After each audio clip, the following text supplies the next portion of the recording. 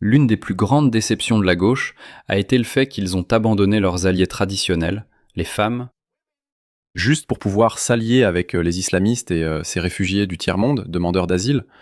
Désolé. Les demandeurs d'asile qui harcèlent les femmes occidentales, ce n'est rien de nouveau. Je vous ai déjà montré ces vidéos plusieurs fois. Regardez ce médecin assis dans un train à Berlin qui attrape la main d'une femme, laquelle savait déjà qu'il allait la harceler. Regardez-la. Et ensuite, il a fait ses gestes obscènes et déplacés. Rien de nouveau. Cela est déjà arrivé plusieurs fois. Je vous ai montré des centaines de ces vidéos. Regardez cette femme allemande qui explique au peuple allemand ce que des filles comme elle doivent endurer, mais leurs politiciens soumis et incompétents ne veulent rien faire. Ils laissent littéralement violer leurs femmes par des personnes venues du tiers-monde. Pouvez-vous imaginer une société ? Je veux dire, quand votre société en arrive à un point où elle ne se soucie plus du tout de ses femmes et de ses enfants, d'accord ? Les hommes ont toujours été vus comme jetables, mourant depuis toujours dans les tranchées. Mais ces hommes allaient mourir dans les tranchées, parce qu'ils voulaient sauver leurs femmes et leurs enfants.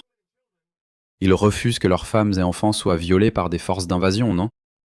Cela a toujours été ainsi dans l'histoire humaine. Mais maintenant, c'est peut-être pas la seule fois, mais c'est la seule fois en temps de paix où ces choses continuent de croître et nos dirigeants ne font rien. Je veux dire, il y a certains parallèles avec l'Empire romain. Donc, au IIIe siècle, les Romains étaient également submergés par les Visigoths, les Vandales et tous ces peuples qu'ils appelaient autrefois des barbares, parce qu'ils fuyaient Attila le Hun. Et ils sont entrés dans l'Empire romain et l'Empire romain n'a pas pu les arrêter. Je ne sais pas pourquoi. Je pensais qu'à cette époque, ils étaient probablement plus brutaux. Mais de toute façon, parce que l'Empire romain était aussi en déclin, ils ont pensé qu'il serait acceptable d'utiliser ces gens et de les intégrer dans la société romaine. Mauvaise idée. Maintenant, évidemment, les historiens ne sont pas d'accord sur ce qui a causé l'effondrement de l'Empire romain, mais ils considèrent clairement l'afflux de demandeurs d'asile comme l'une des raisons, parce qu'ensuite, ils sont entrés dans l'armée. Ils ont intégré la bureaucratie romaine. Et si vous n'êtes pas aligné sur les mêmes valeurs, alors rien ne vous oblige à faire ce qui est juste. Les gars, je vous le dis, si je suis musulman, je suis fidèle à l'islam et à la communauté musulmane. Je ne respecte pas vos lois. Et je ne dis pas quelque chose qui est complètement sans fondement et que vous ne pouvez pas constater autour de vous. Cela se passe tout autour de vous. Bah de toute façon, regardez ça. Donc on rentrait de soirée, il était 23h environ. Donc on était en jupe, talons, bien apprêté. Et en fait, il y a une voiture sur le bas-côté qui commence à ralentir, donc les fenêtres se baissent. Donc c'est des personnes issues de l'immigration, des personnes maghrébines qui commencent au début à nous dire là, vous avez une démarche magnifique, mademoiselle, etc. On leur répond qu'on n'est pas intéressé. Et donc là, on a eu le droit à « je vais te dioler, sale blanche ». T'as peur, hein ? T'as peur, sale blanche. Et voilà. Et c'était ça sur 20 mètres. Donc ce sont des filles allemandes qui racontent aux hommes de leur pays que c'est ce qui leur arrive. Mais ce n'est pas leur priorité. Ils donnent la priorité à ces hommes migrants plutôt qu'aux filles et femmes allemandes. Et c'est pas pareil. Et c'est pas seulement l'Allemagne. C'est partout dans le monde occidental. Regardez ça. Voici une vidéo récente d'une jeune fille du Nord-Est. Elle partage son expérience d'adolescente entourée d'hommes migrants dans sa région. Elle raconte d'abord avoir été suivie à l'école par un homme africain. Au départ, elle lui a laissé le bénéfice du doute, ce qui fut une erreur. Écoutons-la. Avant, j'habitais dans un autre quartier. Maintenant, je vis dans un quartier chic. Nous avons eu la maison vraiment pas chère. Mais dans mon ancien quartier, il y avait un énorme problème avec, malheureusement, des hommes migrants qui attendaient aux arrêts de bus et dans les bus pour harceler et agresser sexuellement des jeunes femmes et des filles, par exemple. 2 de mes expériences où j'ai été suivie jusqu'à l'école ont été... Une fois, je suis passée devant un arrêt bus avant d'être suivie. C'était un... La gauche ne voit rien de mal à cela. Je comprends facilement l'état d'esprit de ces hommes. Je comprends facilement cela. Je pourrais en écrire un livre. Il regarde ses filles, les possède.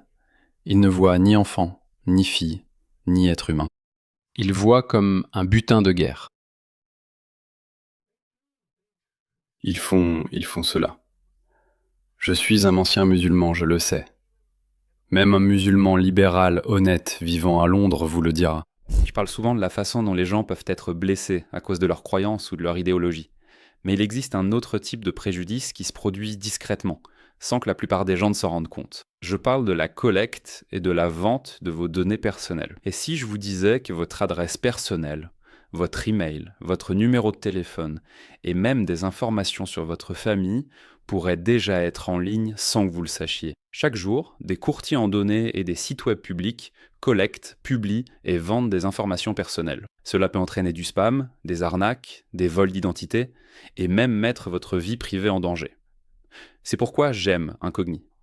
Il suffit de saisir votre adresse email et Incogni trouve automatiquement où vos informations personnelles sont exposées et envoie des demandes de suppression en votre nom. Le tableau de bord de l'application vous fournit des rapports détaillés montrant exactement où vos données ont été supprimées.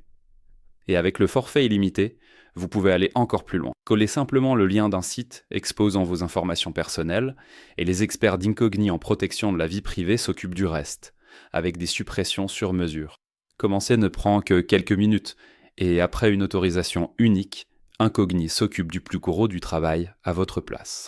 Reprenez le contrôle de votre vie privée maintenant. Utilisez mon code spécial pour bénéficier de 60% de réduction sur tout abonnement annuel Incogni, avec en plus une garantie de remboursement de 30 jours. Scannez le QR code ou cliquez sur le lien ci-dessous pour commencer à supprimer vos informations personnelles d'Internet. Ils ne peuvent pas vous nuire s'ils ne vous trouvent pas.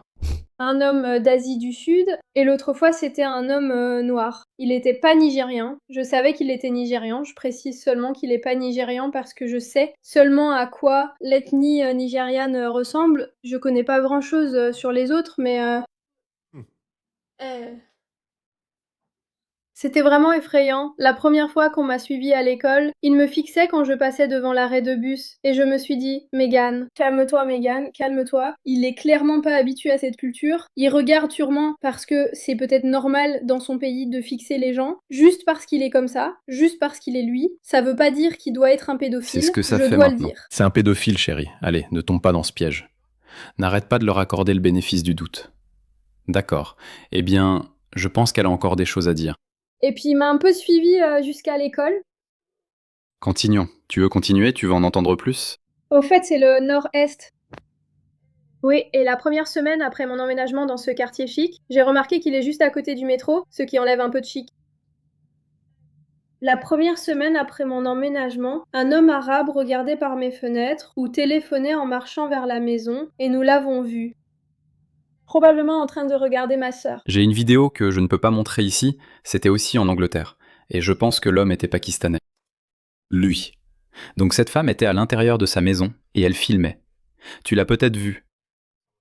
Certains d'entre vous l'ont peut-être vu, donc elle filme, et ce gars, dehors dans la rue, s'approche d'elle, sort son petit gode, et commence à se masturber. Et puis, il en gicle sur sa fenêtre, on peut vraiment le voir. Et la femme est sous choc, elle se dit T'es dégoûtant. C'est la norme, les gars. comment ça, là? Il aurait dû y avoir des réunions d'urgence, et il aurait dû y avoir des politiques d'urgence. Il aurait dû y en avoir. Les gens auraient dû se débarrasser de la CEDH, peu importe ce qui cause tout ça. Il aurait dû y avoir ça. Mais c'est pas ce qui s'est passé. Et à la place, des dizaines de milliers de femmes et de filles ont été victimes d'abus. J'ai changé. Ce qui était très confortable était vraiment à l'aise. Ils sont venus pour moi, genre est-ce qu'un gang est en train de m'observer? Qu'est-ce qui se passe ici? Parce que ça arrive trop souvent. Et puis la semaine suivante, nous rentrions à pied d'un restaurant du coin. Je ne dirais pas vraiment restaurant parce que ce n'est pas chic, mais c'est un peu comme un pub. Je vais pas dire le nom, mais c'est comme un endroit de plat emporté, mon endroit préféré au monde. Et cet homme arabe nous a suivis jusqu'à la maison, ce qui était terrifiant. Et ça, ce n'est pas une expérience rare. C'était autrefois une société de confiance. Je veux dire, je ne sais pas si elle a un frère, des oncles ou un père qui peuvent simplement s'associer et aller discuter. Tu vois? Mais ce n'est pas comme ça que la société occidentale est censée être. Les gars, une femme, seule. Je me souviens bien de ces jours-là en fait. C'est encore le cas en Australie, mais pas pour longtemps j'espère. Et pas pour longtemps j'imagine, parce que cela se produit aussi en Australie, même si c'est à une bien plus petite échelle. Une jeune femme devrait vivre librement. Et c'est de là que vient l'idée que les femmes n'ont pas besoin des hommes, parce que c'est le niveau de hiérarchie sociale que l'Occident avait atteint. Où une jeune femme de 20 ans pouvait vivre chez elle, et 99 fois sur 100, il ne lui arriverait rien. Oui, parfois il peut arriver quelque chose, mais à cette échelle, cela n'arrivait pas avant. Pendant les 6 semaines. J'entrais juste en première, donc c'était en gros l'année dernière, mais durant les 6 semaines précédant le début de la première. 3 filles du même quartier disaient en gros à 10 minutes de l'arrêt de bus d'où j'ai été suivie. Au fait, on se faisait harceler par un homme arabe migrant dans un bus. Et elles étaient tellement terrifiées, toutes les 3 avaient moins de 14 ans. Et au fait, ils cherchaient une épouse. Terrifiées, elles ont fui le bus, il les a poursuivies. C'est pas du tout rare, les gars, c'est vraiment pas rare. Je sais pas si vous l'avez vu, mais je vous ai déjà montré ces vidéos tellement de fois. Vous savez, elle a dit que ce type cherchait une épouse de 14 ans. Certains d'entre vous pourraient penser, c'est des bêtises, elle ment. Il y a une vidéo pour tout ce que j'ai aussi cet autre dossier, et j'ai arrêté de collecter des vidéos. J'en ai 1, 2, 3, 4, 5, 6, 7, 8, 9, 10, 3 rangées. J'ai ces 30 vidéos. Ouais, 30 vidéos. Ce sont toutes les mêmes vidéos. N'est-ce pas? Je veux être ta première fois pour tellement de choses. Tu me donnerais le choix, comme je te le donne toujours. Je devrais prendre mon temps pour être douce avec toi. Et ce n'est même pas le pire. Ensuite, tu relèves la viande.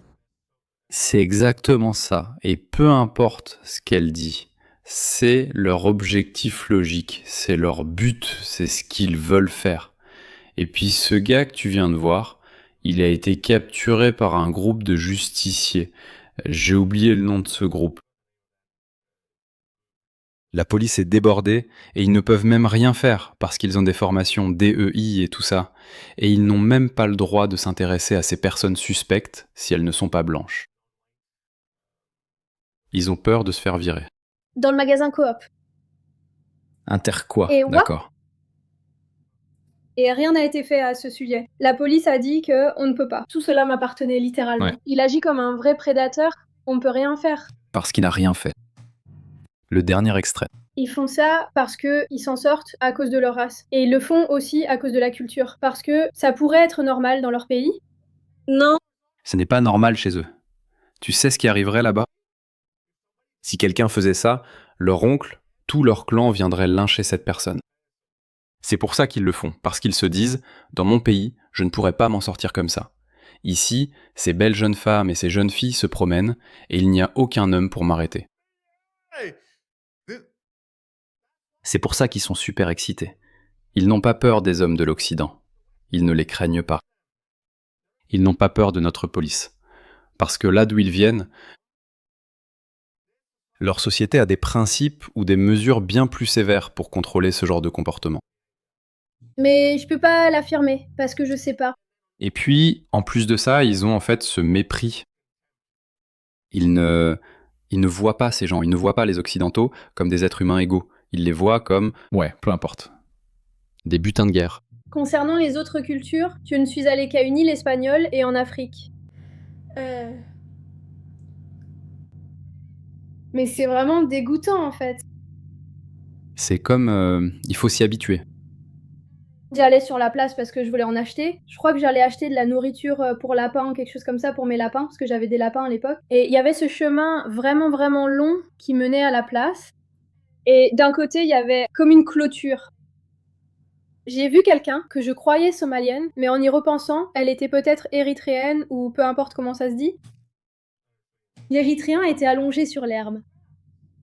Il filmait 2 adolescents qui s'embrassaient sur un banc. C'était mince, c'était pas sur la pente où les gens s'allongent habituellement, tu sais, pour bronzer. C'était près de la clôture. Je n'avais jamais vu ça avant. C'est quoi ce bordel? Il était sous le banc avec son téléphone, faisant semblant d'être sur son téléphone. Je suis passée près de lui, j'espère ne pas être dans la vidéo. N'est-ce pas fou qu'ils te disent sans cesse de ne pas t'approprier leur culture et qu'il faut la respecter, ainsi que le multiculturalisme? Mais qu'en est-il de la culture de cette femme? Et ta culture locale alors? Sérieusement, ces choses sont normales. Les adolescents s'embrassent entre eux, que ce soit à l'école, à l'université ou ailleurs, avec leur consentement.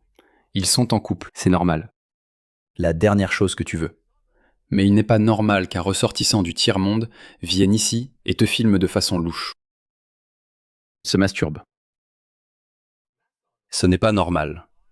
Alors pourquoi demande-t-on aux Occidentaux de respecter leur culture, et pas l'inverse? Et ce n'est pas seulement, d'ailleurs, l'Occident a abandonné depuis longtemps. Ces gars-là sont des migrants. L'Occident n'arrive même pas à demander aux gens qui vivent là depuis des générations de respecter la culture locale. Regarde celui-là, il était en train de filmer ces 2 adolescents.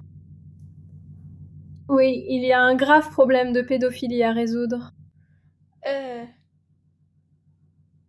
Les gens doivent cesser de faire taire les victimes qui s'expriment juste parce que, on ne veut pas avoir l'air raciste. Donc de plus en plus de personnes se tournent vers la droite parce que c'est le seul camp qui ait encore raison. L'affichage de vertu et l'empathie suicidaire ont leurs limites. Il arrivera un moment où... Et regarde, au fait, cette relation malsaine avec l'empathie envers ceux qui n'ont ni empathie ni sympathie pour toi va rendre ta propre société beaucoup, beaucoup moins empathique. Quand il y a trop d'empathie, il faut la modérer. C'est ce qui va se passer. Mais cette guerre contre l'islamisation de l'Occident va continuer encore pendant 10 ans. Donc nous avons 10 années bien remplies devant nous.